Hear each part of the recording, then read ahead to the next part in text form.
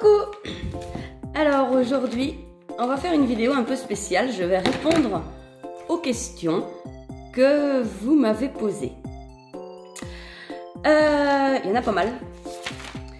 Il y en a qui se ressemblent. Donc je les ai prises dans l'ordre et on verra comment on y répondra. Si je réponds à tout, on verra bien. En tout cas, toutes les questions sont là. Enfin, j'espère. Alors, une question de Yaya Surg. C'est un pseudo, je sais pas le prénom. As-tu des frères et sœurs? Alors, non, je n'ai pas eu cette chance. Et oui, c'est vrai que ouais, ça m'a manqué un peu quand même d'être toute seule. Mais bon, c'est comme ça. C'est comme ça. As-tu toujours habité en Bretagne? Oui. Oui. Enfin bon, bref, je suis en limite. Je suis à la limite de la Bretagne et des Pays de la Loire. Donc j'étais habitée une petite dizaine d'années, ou à peine, en Pays de la Loire. Mais en fait, je suis née là, j'étais à 7 km là. Et après, j'étais à 7 km là, de où je suis née. Enfin, de où mon papa et ma maman, ils habitent. Mais je suis retournée en Bretagne. Donc voilà, j'ai pas été très loin en fait. Hein, je bouge pas. Nelly, quel métier exerçais-tu avant de créer ton entreprise? Alors, beaucoup de personnes le savent. Avant, j'étais aide-soignante. J'ai été aide-soignante pendant 10 ans à peine 10 ans. Et avant, donc j'étais retournée à l'école, j'avais 31 ans. Je suis retournée à l'école en école d'aide-soignante à 31 ans. J'ai eu mon diplôme et j'ai travaillé jusqu'à temps que je crée mon entreprise. Je vais en parler plus tard parce que je crois qu'il y a la question de comment c'est venu ça. Et avant, quand j'ai commencé à travailler, en fait, à 18 ans, et ben, j'ai bossé en usine, en fait. J'ai travaillé en usine, donc j'ai toujours eu du travail. J'ai fait énormément d'endroits puisque j'étais soit en contrat, soit intérimaire. Il me semble qu'en tout, j'ai dû faire 16 ou 17 entreprises. Mais en plusieurs années, quoi, de 18 à 31 ans. En sachant que là-dedans, il y a quand même eu 6 ans de congé parental, puisque j'avais pris 3 ans quand Valentin est né, et j'ai repris 3 ans quand Inès est née. C'est par choix que j'ai pris ça, puisque mon mari, à l'époque, il était routier. Et pour la garde des enfants, c'était pas facile, parce que déjà avec Damien, quand il n'y avait que lui, c'était la galère, vraiment. Donc après, je dis, c'est bon, j'arrête pendant 3 ans, quoi. Mireille, qui me pose une question intéressante. Tu te revois enfant. Que dirais-tu à cette petite fille? Eh ben, je lui dirais, tu vas en chier, ma vieille. Vraiment. Vaut mieux pas savoir ce qui nous attend dans la vie. Parce que là, maintenant, quand j'étais petite, si je savais que j'aurais perdu 2 enfants, ouais, non. Non, en fait, cette petite fille, non, vaut mieux rien lui dire. Vaut mieux rien lui dire parce que si elle savait ça, tu peux pas avancer. Ouais, je sais pas ce que je dirais en fait. À part tu vas en chier. Mais bon, c'est pas quelque chose qui se dit. Valérie, vas-tu faire des ventes dans les merceries? Saint-Malo par exemple. Alors, non. C'est pas que je ne veux pas. Alors on parle aussi de vente à l'extérieur, mercerie, salon. Non, puisque franchement, je ne trouverai pas le temps de teindre pour ma boutique, de faire des box, de faire des choses comme ça, et en plus de teindre pour des salons. C'est pas possible. Il y a beaucoup de teinturières qui font ça, franchement, je ne sais pas comment ils font. Moi, alors oui, on m'avait déjà dit, bah oui, elles mettent leur boutique en pause le temps qu'elles préparent tout pour le salon. Bah oui, mais c'est pas ce que j'ai envie de faire. C'est pas ce que j'ai envie de faire. Et après, vous allez pas me croire, mais je suis quand même... Enfin non, vous allez pas me croire. Si je dis que je suis timide... Non, je suis pas timide, mais un peu quand même. Enfin, j'aime pas quand il y a trop de monde, quand il y a la foule. C'est ça. Et le si peu de salons que j'ai fait avant que je sois teinturière, ben non, non, non. Bon, après, vous allez me dire, t'es allée à l'Aiguille en fait, forcément. Mais non, non, je suis trop sauvage pour aller dans les salons. Et les merceries, non, j'ai pas envie. Je gère très bien toute seule. C'est très bien comme ça. Une question de Florence. Est-ce que tu ferais un live pour chacune de tes chaînes? Alors je vais avoir la même réponse. Je suis timide. En fait, c'est complètement différent de vous parler comme ça et de vous parler en live. Enfin, quand je vois des lives, des fois, et je me dis, je voudrais surtout pas faire ça. Et malgré tout, c'est pas de leur faute aux personnes qui font des lives. En fait, quand tu regardes un live, en général, c'est « Bonjour, Athènes. Ouais, ça va. Coucou. Oui, ça va et toi? Oui. Non, bah non, non. Alors, sans compter qu'il y en a une que j'avais regardée, c'était le hasard, j'étais tombée dessus. J'ai regardé 2-3 fois, franchement, histoire de rire.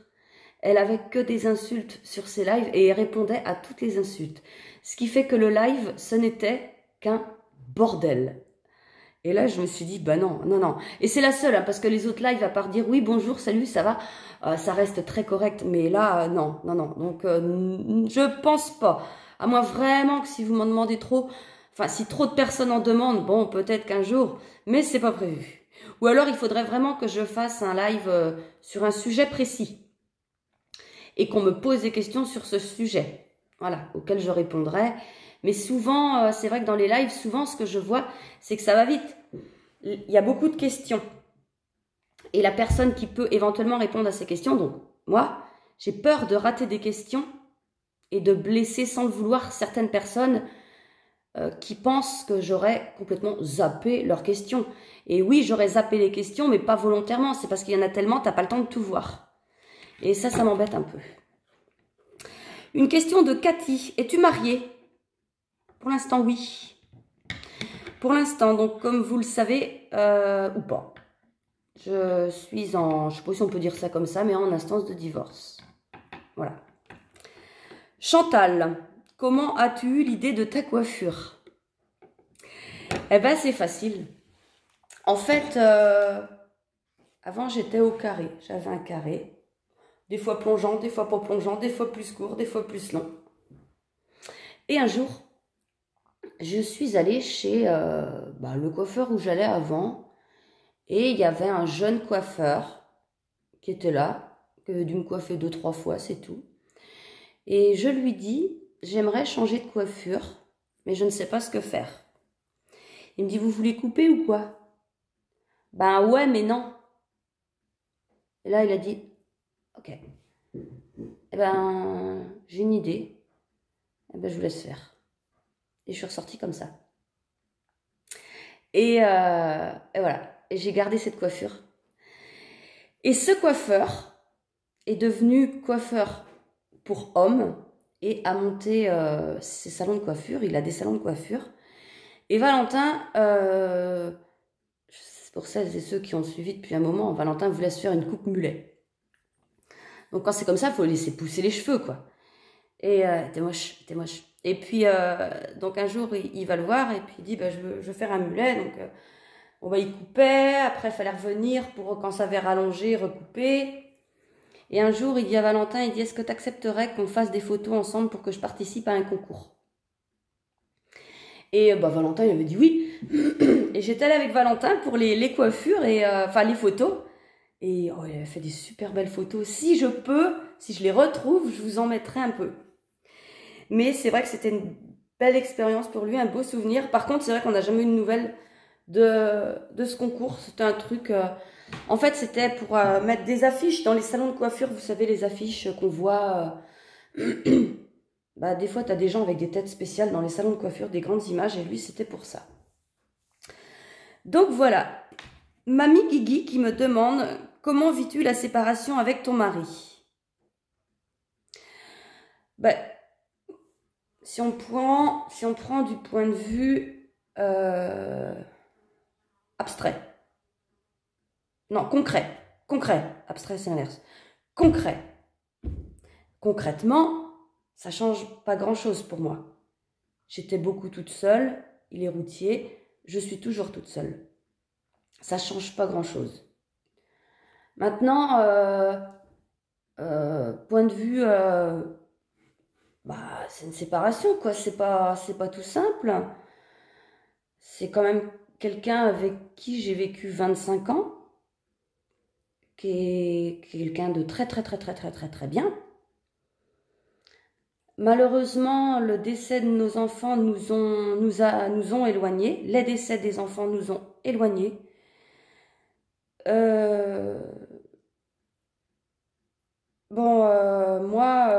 Moi, je sais que j'ai changé. Je sais que j'ai changé. Mon mari a changé. Le problème, c'est que lui n'admet pas qu'il a changé. Il pense être resté le même. Bon, c'est son opinion. Mais voilà, on a changé tous les deux différemment. Et voilà. Et je vois que des fois, dans certains commentaires, il y a des personnes qui peuvent dire c'est quand même dommage de se séparer. Quand on vit le pire, on doit se serrer les coudes. Oui, mais ces personnes-là n'ont pas vécu ça, ne sont pas à notre place, donc ne peuvent pas se rendre compte, ne peuvent pas juger. Il faut vraiment être dans la situation pour juger comment c'est. Et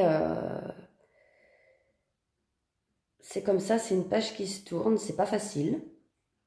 Parce que, de mon point de vue à moi, ça restera toujours l'homme de ma vie. Parce que j'ai passé 25 ans avec lui. Je ne suis plus amoureuse de lui, mais je l'aimerai toujours. C'est le mari de mes enfants, le père de mes enfants. Et j'ai eu quelques personnes dans mon entourage qui m'ont dit, bah tu l'as, là c'est écrit, Patrick, qui m'ont dit, bah t'as l'air fin maintenant. Bah non, non, c'est ma famille. C'est ma famille parce que même si on n'est plus ensemble, on reste une famille. Enfin, c'est surtout moi qui pense ça, hein, pas lui. Mais pour moi, on reste une famille. Par contre, c'est vrai que si nos enfants n'étaient pas décédés, ouais, je ne trouverais peut-être pas utile d'avoir le prénom. Mais je ne veux pas l'enlever, je veux le garder pour moi. On est toujours une famille, même si voilà, on ne vit plus sous le même toit. Voilà, on reste une famille. Alors, Multilizzy, donc on va dire Lizzy tout court. J'aimerais savoir la raison du départ d'Inès. J'ai changé le mot qu'elle avait écrit par départ, parce que j'ai peur que ma vidéo soit censurée. Tu ne l'as peut-être pas dit, tu ne l'as peut-être déjà dit, mais j'ai oublié. Pour Damien, tu nous as expliqué qu'il était dépressif dû à la perte de sa sœur et par rapport au passé qu'il a vécu avec son père. Alors oui, effectivement, dans des vidéos plus anciennes, j'avais expliqué. Mais ça ne me pose pas de problème de le redire pour les personnes qui sont arrivées, puisqu'il y a eu de nouvelles personnes arrivées depuis le temps. Donc Inès était malade depuis 7 ans. Depuis 7 ans, elle vomissait. Elle avait mal au ventre. Elle n'était pas bien. Donc les vomissements, c'était tous les matins. Hein. Elle pouvait vomir jusqu'à 20 fois par matin. Les matins d'école, les matins où on devait partir de la maison, les matins où on partait en vacances. Pendant les vacances, elle était tout le temps malade. Il n'y avait que pendant, enfin, quand on partait en vacances, hein, parce que quand c'était les vacances scolaires qu'on restait à la maison, elle n'était pas malade. Le samedi, le dimanche, si on avait prévu de rester à la maison, elle n'était pas malade. Mais dès qu'elle ouvrait les yeux, en fait, elle était malade. Donc elle ne pouvait pas manger. Et elle vomissait. Donc au début, on va voir le médecin, tout ça. Enfin, Voilà, ça a été long. Hein. Après, j'ai commencé à aller voir moi-même des spécialistes à droite, à gauche. Enfin, la médecin, au début, elle me conseillait, tiens, faudrait voir ça, faudrait voir ça. Et j'ai vu tous les médecins possibles. Elle a été hospitalisée pour faire des examens. Elle a eu des cinquantaines de prises de sang. Non, j'abuse. Mais elle avait eu beaucoup de prises de sang pour savoir ce qui pouvait clocher. On a cherché tout dans tous les sens. Les psychologues, voilà. Et je dis pas qu'ils faisaient mal leur travail, hein, mais voilà, ils ne trouvaient pas. Et elle n'en pouvait plus, Inès, de tout le temps découvrir des nouvelles personnes. Le pire, je crois, le pire a été mince, comment il s'appelle celui-là? L'acupuncteur. De se faire planter des aiguilles, je me rappelle. Oh, la pauvre. Donc les aiguilles plantées, bon, elle tiquait, enfin elle avait mal quoi. Mais alors, il a planté des aiguilles, je ne sais plus, c'était par là. Oh non, mais l'avoir souffrir comme ça, non, j'en pouvais plus non plus, moi, de... Tu fais tout, ça sert à rien. Et donc jusqu'au jour où elle en a eu marre. Voilà. Et elle a décidé de nous quitter. Et quand elle est partie, Damien, son frère, nous a dit plusieurs fois que il irait la rejoindre. Et on savait comment il allait finir. Pareil, hein, on a tout fait. Hein. On a essayé de lui parler, de lui proposer des psychologues, de l'hospitaliser. Mais bon, lui aussi, il n'avait plus qu'une idée en tête. Et Damien a eu une enfance très très difficile, due à son père biologique. Et voilà, tout ça, il a été très très marqué et voilà. Donc voilà ce que je peux vous dire là-dessus. Alors, Tcha-Tcha, 80-80, qui parle, ça suit ce que je dis en fait, tu parles de la kinésiologue, donc je vous ai parlé d'une kinésiologue qu'on était allé voir au mois de, l'été avant qu'Inès décède, elle est décédée en novembre. Le choix de ta fille, donc ouais, par rapport au choix de ta fille, que ta fille a fait au départ avec un train. Donc dans un dernier vlog, je vous avais dit qu'on était allé voir la dernière fois, hein, le dernier spécialiste qu'on a vu, en fait c'est une kinésiologue, qui a eu un flash, qui a vu une petite fille dans un train. Sa maman met la petite fille dans le train pour la sauver des Allemands, c'est pendant la guerre. La petite fille ne comprend pas, elle s'en va, elle fait coucou à sa maman. Et voilà, c'est ce qu'elle avait vu. Et c'est vrai que quand elle a dit ça, moi j'ai dit, en fait, un jour, Inès est partie en voyage scolaire à la montagne. On a mis Inès dans le train, coucou Inès, elle est partie. Et c'est là qu'elle a commencé à être malade. Ça ne s'est jamais arrêté. Et donc c'est vrai que quand tu, Tcha-Tcha, 80-80, quand tu dis le choix du départ, voilà, du train avec Inès, ouais, non, parce que, ceux qui savent, ceux qui ne savent pas, Inès s'est allongée sur les rails pour partir. Et donc, ouais, je pense que tu veux parler du rapport entre cette image, cette vision de la kinésiologue et le fait qu'Inès soit partie à l'aide d'un train. Franchement, quand j'ai vu ta question, je l'ai écrit et moi aussi, ça ne m'était jamais venu à l'idée. Jamais. Pour moi, Inès a fait ça parce que c'était simple. Enfin, c'était simple. Oh non, dis pas ça parce que allez faire ça, vous. Non, ce que je veux dire, c'est qu'elle voulait pas se rater.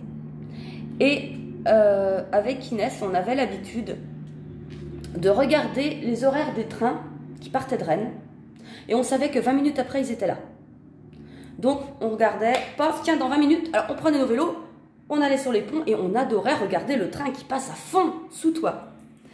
Donc, je pense que c'est plus par rapport à ça qu'elle a choisi ce moyen, quoi.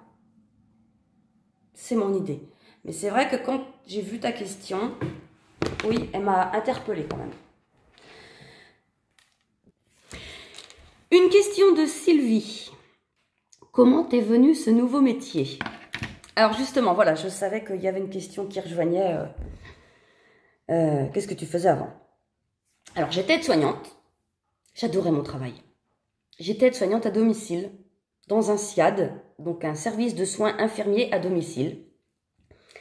J'adorais mon travail. J'adorais mon travail, j'adorais mes patients ils m'aimaient bien, c'était génial. Franchement, c'était un travail dur, mais génial. Puis, le Covid est arrivé. Puis, les vaccins obligatoires pour les soignants sont arrivés. Alors, le Covid, alors déjà, chez nous, il n'y avait pas tant de cas de ça, que ça. Quand on entendait parler à la télé, tout ça, ouais, ici, il a le Covid, un tel a le Covid, ça, c'était une grippe, quoi. Il y en a un patient qui était mort du Covid, bah ouais, mais il fallait voir l'état qu'il avait. Et puis, fallait se vacciner parce qu'on était tous en danger de mort. Moi, je ne m'estimais pas à l'abri de quoi que ce soit. Mais je me disais, si je chope le Covid, je vais être malade, je vais être bien malade, mais je ne devrais pas en mourir. Par contre, s'ils nous mettent là le vaccin qu'ils viennent d'inventer, qui ne sort de je sais pas où, ça par contre c'était un petit peu plus délicat. Donc j'ai dit non, je ne veux pas me faire vacciner. Et donc au mois d'août 2021, du jour au lendemain, je me suis retrouvée suspendue. Attendez, je ne me plains pas. Je ne me suis jamais plaint. Si je voulais garder mon travail, je fermais ma gueule et je me faisais vacciner. J'ai fait le choix. Je ne vais pas me plaindre. Donc du jour au lendemain, je me suis retrouvée sans travail, pas le droit d'aller travailler ailleurs, pas de salaire, puisque suspendue toujours sous contrat. Et là, je me suis dit, qu'est-ce que tu vas faire? Et mon mari me dit, mais attends, ça fait combien de temps que tu dis que tu aimerais devenir teinturière? À chaque fois, je disais ça, je disais, j'aimerais bien devenir teinturière. Puis mon mari disait, qu'est-ce que t'attends? Puis je disais, ouais, mais j'en vivrais pas, quoi. Puis après, ça serait compliqué de faire ça, plus mon métier d'aide-soignante. Et là, il m'a dit, t'en vivras peut-être pas, mais de toute façon, t'as pas de sous. T'as pas le droit d'aller travailler ailleurs, t'as pas de revenus. Vas-y, sur un malentendu, ça peut marcher. Et voilà comment j'en suis arrivée à devenir teinturière. Bon, faut savoir que la teinture, je me suis pas dit un jour, tiens, je veux être teinturière. Non. Ça faisait des années et des années que je teignais pour moi. Donc j'ai fait tout. J'ai essayé toutes sortes de teintures, les végétales, tout, les alimentaires, les à l'acide, tout. J'ai tout fait. J'ai fait des teintures végétales en allant chercher des feuilles dans les champs, dans les chemins, voilà. Et après, j'avais trouvé la technique, parce que, croyez-moi, je m'en suis pris des gamelles, j'en ai cramé des écheveaux et des gamelles avant d'en arriver à faire des choses bien. Et qui tiennent, surtout, c'est ça, parce que des fois, tu t'as un truc, t'es content, tu le laves, il n'y a plus rien. enfin, voilà, quoi, c'est...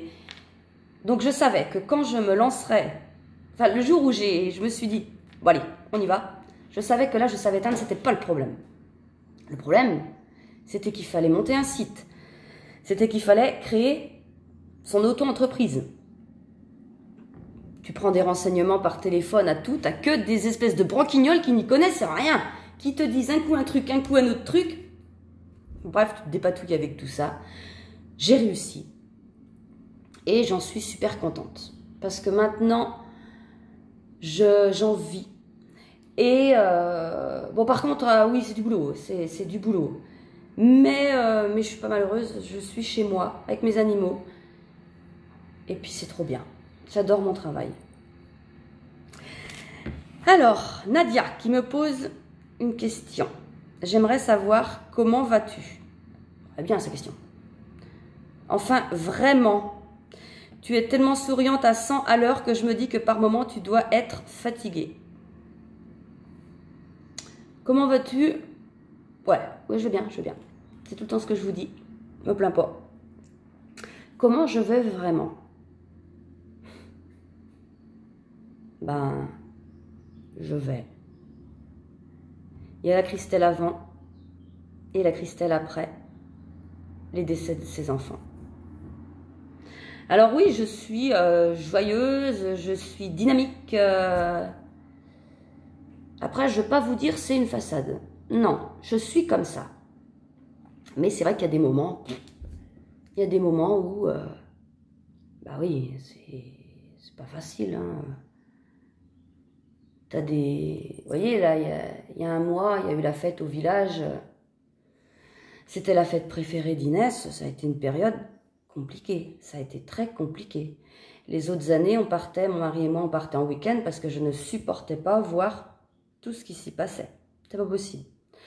Sauf que là, cette année, donc je suis seule et je dois garder mon argent pour racheter ma maison. Et ben, je me suis dit, bah, pars pas. Et Valentin m'a dit, bah, arrête de prendre cette fête-là comme c'est triste, machin. Mets-toi à la place d'Inès, vas-y, fais comme elle. Ah ouais, ça m'a aidé. Ouais, bah oui, mais... C'était pas facile. Mais je suis contente de l'avoir fait. Par moment, tu dois être fatiguée. Oui. Surtout quand tu dors mal, parce que j'ai beau... Alors les somnifères, je n'en prends plus, hein, j'en prends plus. Mais le soir, il me faut un anxiolytique. Alors faible, hein, vraiment faible, mais il m'en faut un pour dormir. Alors pour vous prouver que c'est pas que c'est pas du placebo, que c'est pas dans ma tête, un soir, je prends mes médicaments, mon médicament, je lis, le sommeil ne venait pas. Et là, je me dis, qu'est-ce qui se passe? J'ai pris mon médicament, ça fait pas comme d'habitude. J'ai réussi à m'endormir, mais alors cette nuit-là, j'ai dû dormir 2 heures, que tu te réveilles, ah bah là, ça y est, t'es réveillé, c'est foutu. Enfin bon, c'était une catastrophe. Et le lendemain matin, quand j'ai pris mon médicament, enfin mon traitement de la thyroïde, tout ça, je me suis vue, la veille au soir, reprendre ça. Donc je sais pas où j'avais la tête, ce jour-là, je me suis trompée. Le soir, j'ai pris mes médicaments pour la thyroïde au lieu de l'anxiolytique. Donc voilà la raison pour laquelle j'ai pas dormi. Il y a juste une nuit, dans les mêmes moments, hein, une semaine avant ou après, je ne sais plus. J'étais claquée ce soir-là, mais une bonne fatigue. Vous voyez, j'étais sortie toute la journée. Je crois bien que c'était au moment de la fête, quand la fête s'est terminée. Je crois que la fête dans le bourg, quand ça s'est terminé, il me semble que c'est là. Bah, j'étais tellement fatiguée ce soir-là, je me suis dit, tiens, je me couche, je lis. Si dans une demi-heure, j'ai pas les mêmes symptômes que d'habitude, je prends mon médicament. Et je me suis endormie sans médicament et le soir, j'ai voulu recommencer, tiens. Non. Alors, Suzanne me demande pourquoi ne pas retourner voir la kinésiologue. Bah, tout simplement parce que j'ai pas envie de remuer tout ça. Et tout simplement aussi parce que après, on y croit pas. Avant, j'avais peur de passer pour une débile en disant ce que je vais vous dire. Maintenant, je m'en fous. Inès, quand elle est décédée, elle m'a fait comprendre plein de choses. Bon, pas l'histoire du train, hein, mais elle m'a fait comprendre plein de choses. Et ça m'a suffi. Et quand elle a quelque chose... Bon, moins maintenant, hein, ça fait 2 ans et demi qu'elle est décédée. Et Damien, c'est plus vers mon mari que ça se passe. Inès, c'est plus moi, Damien, c'est plus vers mon mari. Après, on a tout le temps des coucous des deux. Hein. Mais Inès, quand elle avait quelque chose à me dire, elle lâchait pas. Donc des fois, elle avait des signes, des trucs. Et je comprends rien. Et bien, tant que j'avais pas compris, ça me venait, jusqu'à temps que je comprenne. Et là, terminé. Donc c'est pour ça que je me dis, si j'ai quelque chose à savoir, elle me fera savoir. Alors, Suzanne me pose la question aussi, mettras-tu du lin dans ta boutique? Dont le lin L-I-N, la matière. J'y avais pas pensé. Sauf que le lin, c'est végétal. Ouais, bah non, avec du mérinos, ça passe. Et c'est pour la teinture. Mais j'ai déjà pas mal de bases. Et j'ai beaucoup de travail déjà dans ces bases.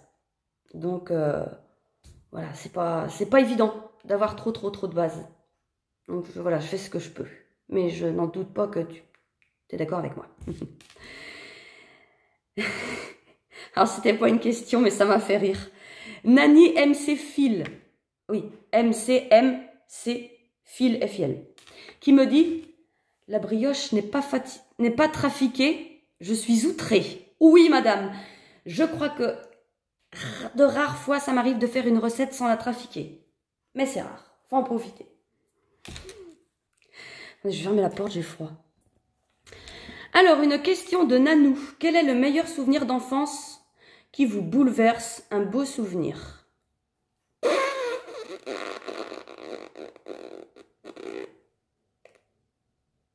Je sais pas. Le truc qui me vient en tête, c'est les moments où, c'était l'été, on allait ramasser les bottes de paille dans les champs, chez mes grands-parents, avec les oncles et tantes, et puis les cousins et cousines. Ça, c'est des moments qui... On jouait, on s'amusait. Ça. Les repas à Noël avec tout le monde, c'était bien. Malheureusement, ça se fait plus du tout, parce que c'est devenu une famille d'abrutis. Donc, voilà. Sinon, les bons souvenirs, non. Des souvenirs, mais... qui me marquent, non. Non, vraiment non. Alors, Isabelle, pourquoi ne pas faire une box de laine avec un livre de Cécile Thimard?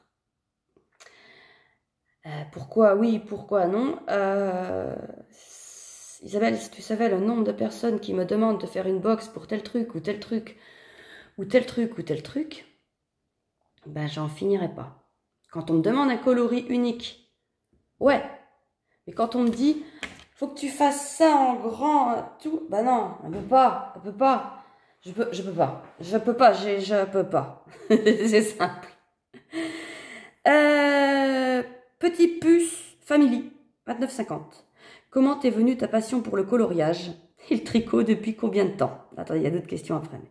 Ta passion pour le coloriage?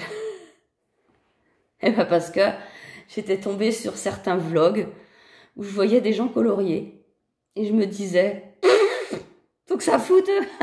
C'est nul, ça, coloris comme les enfants. Qu'est-ce que c'est nul.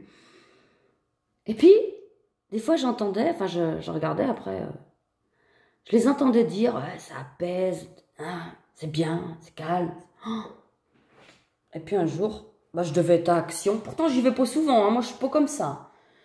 Je vois un livre à colorier, je vois des beaux crayons. Bon, essaye. Ah, ouais. T'essayes, t'es foutu. Tu tombes dedans. C'est comme ça que c'est venu. Et après, j'avais commencé. C'était bien.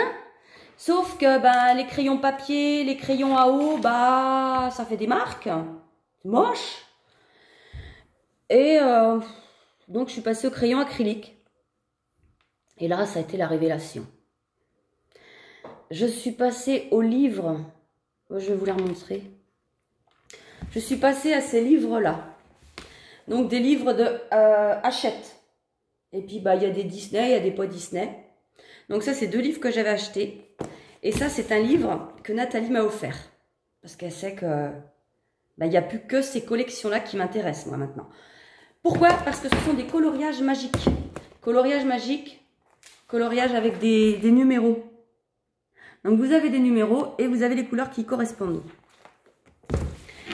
Et il y en a d'autres marques. Mais c'est pas pareil. C'est pas pareil, ça n'a rien à voir. Enfin, pour moi, hein, parce que ça reste un dessin avec des cases à remplir, avec des chiffres. Mais non, non, non, non. Pour moi, c'est pas du tout pareil. Et voilà. Et donc, je suis tombée dedans. Le tricot, depuis combien de temps tricotes-tu? Inès aurait eu 18 ans en janvier. J'ai commencé à tricoter quand j'étais enceinte d'Inès. Avant, je faisais du point de croix. Et puis, je me suis dit, ça serait bien de faire un truc utile. Tu vas avoir une fille, il paraît, parce que oui, quand j'ai su que c'était une fille, je voulais pas de fille. Je voulais pas de fille. J'avais eu 2 garçons. Je vais en avoir un 3e. Logique, normal. Je sais faire que des garçons. Je sais pas faire de filles. Je ne sais pas comment on s'occupe d'une fille. Je sais pas. Et à l'échographie, quand la gynéco m'a dit c'est une fille. Oh là là là là là là. Ah, j'ai dit non. Ben non. C'est pas possible. Bah ben si, vous devriez être contente. Mais non, non, non. C'est impossible. Ah ben si, madame, si c'est pas une fille, je change de métier. Oh, putain. Mon mari, bah c'est bien. C'est bien. Ouais. Ça me faisait peur. Ça me faisait peur. Mais bon, ça a duré 2 heures. Hein. Non, peut-être pas, ça a duré un peu plus longtemps, une journée, 2 jours. Bon, après, j'étais super contente. Et là, je me suis dit, tiens, mais tu te mettrais bien au tricot. J'ai commencé à acheter un livre, Fil d'art ou Bergère de France, je sais plus, un livre de modèle. Ah si, il y avait une petite boutique Fil d'art dans le temps. Oh putain, mais c'est vieux, parce que ça n'existe plus depuis des années, ça. Et j'étais allée là-bas, j'avais acheté un livre pour avoir des modèles, hein, parce que j'avais pris de la layette. Oh, je voulais tout faire. Oh, il y avait des robes, il y avait des petits pantalons de filles, il y avait des pulls, il y avait des... Ah, c'était magnifique, c'était magnifique. Elle me dit, vous avez déjà tricoté? Ah non, ah non, non, non, non. J'ai dit, qu'est-ce qu'il faut faire? Eh ben, il faut une pelote et des aiguilles. Ah. Elle dit, vous êtes vraiment débutante à ce point-là? J'ai dit, non, non, non, non, non, non, j'ai déjà tricoté. Quand j'étais petite, mon ancienne nourrice, ah, entre parenthèses, j'ai des bons souvenirs avec elle. Et mon ancienne nourrice m'avait appris à tricoter. Enfin, je faisais des espèces de carrés qui ressemblaient à rien avec plein de trous dedans. Mais je me fâchais parce que ça marchait pas comme je voulais. Mais je ne me rappelais plus de rien. Enfin, je sais pas, j'étais petite, assise sur ma petite chaise en train de faire mon boudin parce que ça ne marchait pas comme je voulais. Ça, je m'en rappelle, ça m'énervait. Alors je me disais, bon, faut que tu t'énerves dessus. Bon, bref, je suis repartie du magasin avec une paire d'aiguilles. Elle m'a dit, il faut prendre du 3,5. Ah bon, ça veut dire quoi? Enfin, j'étais complètement ignorante. Et une pelote de laine. Vous allez vous débrouiller? Ouais! On commençait à avoir Internet, nous.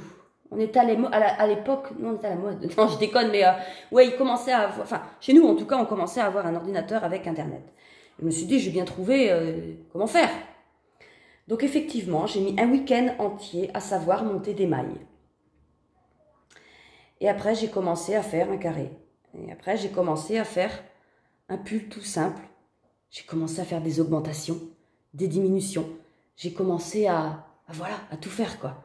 Et là, on se rend compte qu'en fait, il y a un monde qu'on ignore dans le tricot. Tu peux faire de ces trucs, tu as des techniques, c'est impressionnant, c'est impressionnant. Moi, j'en connais beaucoup, mais je suis sûre que je suis loin de tout connaître. Mais c'est énorme, tout ce qui existe dans le tricot. Les manières, tout ça. Donc voilà, Valentin va-t-il rester vivre avec toi ou prendre un appart? Alors Valentin, déjà dans un appartement, sachez que c'est pas possible. Valentin, c'est un gars de la campagne, déjà. Bon, je pense qu'il va rester vivre avec moi longtemps. Il aime bien être là. Qu'est-ce que vous voulez de mieux? Maman, elle s'en occupe. Maman, elle fait son linge. Maman, elle fait tout. Il n'a pas envie de me laisser seule. Et il est bien là. Tant qu'il est bien là, voilà. Après, le jour où il partira, bah oui, tant mieux pour lui. Si à 50 ans, il est encore là, ça ne me dérangera absolument pas. Voilà. Quel âge ont tes animaux? Ben, ça commence à se faire vieux tout ça. Zouk, ma petite chienne, qui voit mal, qui entend mal, qui a des problèmes cardiaques. Et des fois, elle a des problèmes de fesses, mais il ne faut pas le dire. Oui, tu vas avoir 13 ans le 31 octobre. Oui, elle me regarde comme ça. Parce qu'elle a la gueule, elle a la mâchoire du bas qui est avancée comme ça.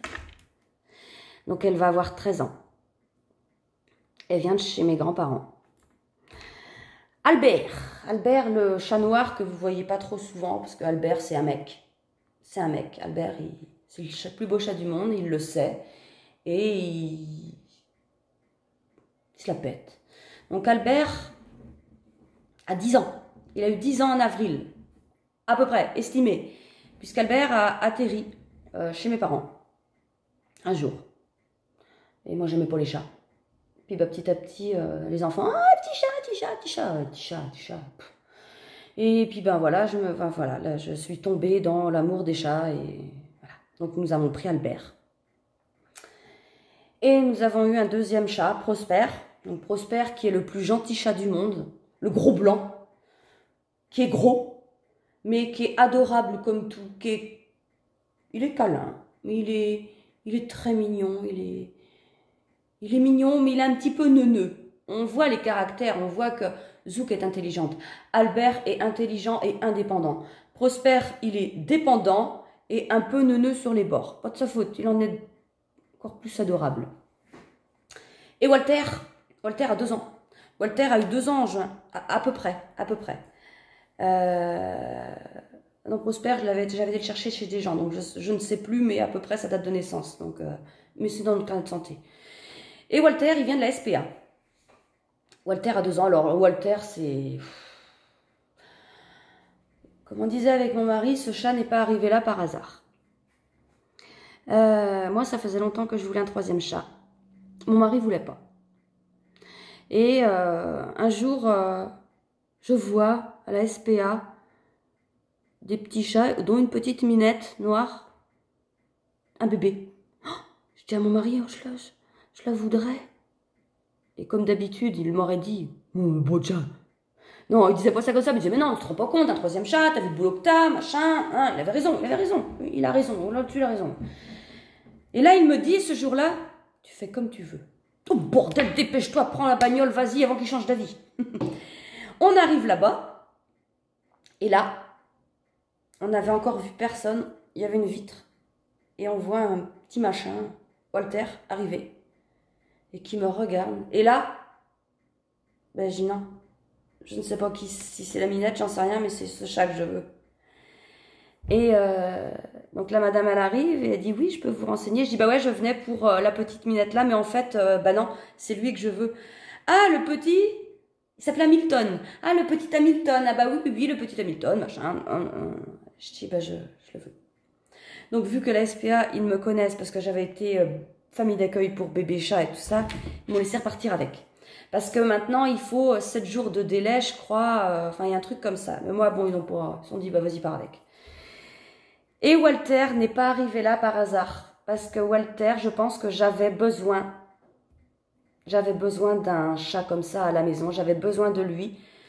C'est mes enfants qui nous l'ont mis sur notre route. C'est les enfants qui me l'ont mis sur ma route, c'est sûr. Il est unique. C'est un chien. Il fait tout comme un chien. Il me suit partout, il est avec moi, il dort avec moi. Le matin, on se réveille, il se met devant la fenêtre parce qu'il faut que je le prenne pour qu'on regarde par la fenêtre. Après, c'est dans la salle de bain, il faut se mettre au Velux pour regarder par le Velux. Le matin, après, bon, bah, on donne la petite pâtée, il fait tout. Après, je vais dans la salle de bain, parce que quand je prends ma douche, bon, bah oui, il est là, hein, forcément. Et après, quand je me maquille, bah, il est là parce qu'il veut se faire maquiller aussi. Mais il est tout le temps là, tout le temps. Et donc, je me dis, c'est pas un hasard. C'est pas un hasard s'il est arrivé là. Alors, j'ai pas mal de questions, mais la vidéo commence à être assez longue. Et vous savez que chez moi, on n'a pas la fibre, hein, on n'a pas le... Je mets une nuit à charger un vlog. Donc, je vais m'arrêter là. Et je referai une vidéo que je vous remettrai plus tard. Enfin, plus tard. Elle viendra. Je vous remercie d'être allé jusqu'au bout.